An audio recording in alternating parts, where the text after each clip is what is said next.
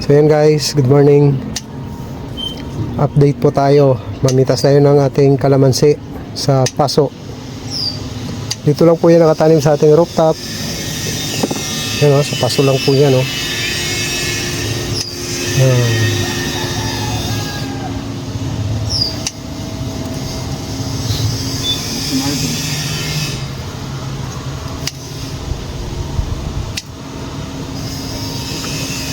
Ito pa ma oh. Dalawa sa baba na yan.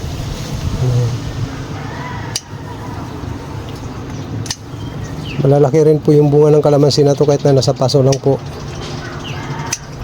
Result po yan nung nilalagay natin na goat manure at saka po yung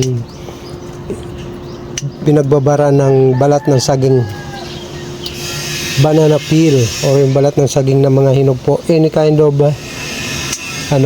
banana, basta hinog, ibabad lang po yan sa tubig, then kinabukasan po pwedeng ipandilig para makatulong po sa pamumunga ng ating mga namumungang mga tanim.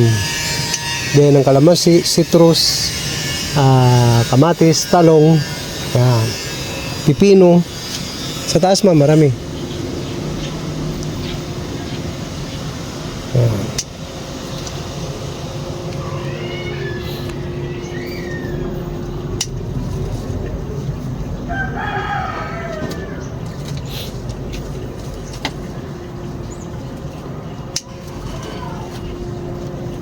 Ito pala dito sa sulok meron no? Mga hinog no?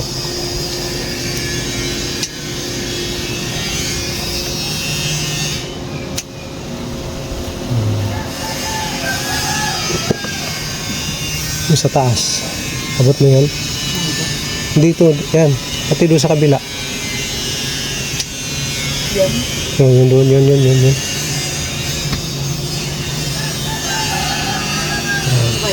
Hindi, ito pa sa kabila oh. Ito?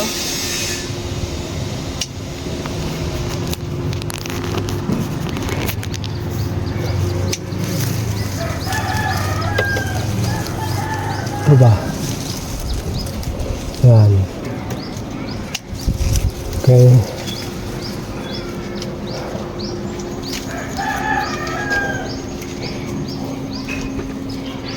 Mana? Diyan. Bigat ah.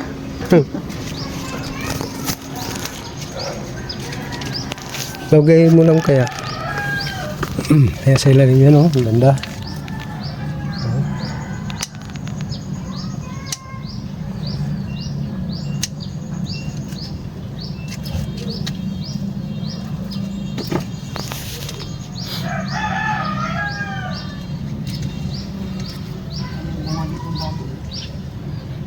Dami niyang bunga, panibago.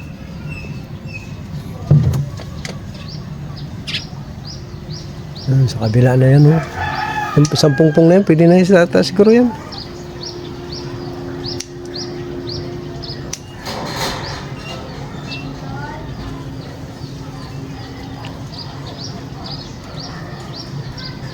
Hindi pa pwede.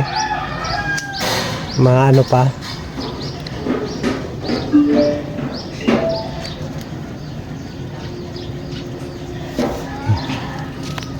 Yan pa ba?